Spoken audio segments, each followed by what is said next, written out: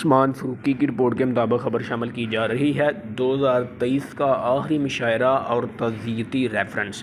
پاکستان کے مایہ ناز دو نام مرحوم محمد حنیف ساقی صاحب اور مرحوم اختر ڈار صاحب کے تعزیتی ریفرنس دل دریا پاکستان کے پلیٹ فارم سے کیا گیا۔ دل دریا کے بانی علی احمد گجراتی بھائی کو خراج تحسین پیش کرتی ہوں، جو پنجابی زبان کی نہ صرف ترویج میں شبانہ روز محنت کرتے دکھائی دیتے ہیں بلکہ پنجابی کے شعراء کی خدمات کو بھی سراہتے ہیں اور ان کا حق ادا کرتے ہیں، جس کا ثبوت یہ تعزیتی ریفرنس ہے۔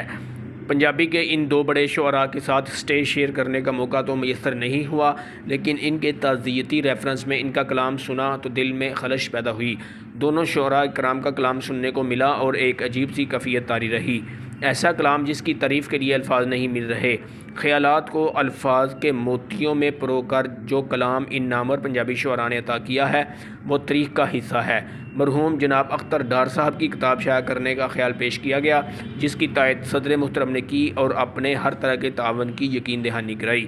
پروگرام کی صدارت آغا سید ابن مظہر صاحب نے فرمائی۔ مہمان خصوصی سیف اللہ بٹی صاحب تھے۔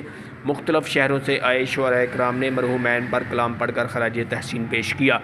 کچھ شعراء نے اپنا کلام پیش کیا، کچھ نے مرحومین پر لکھا ہوا کلام پیش کیا۔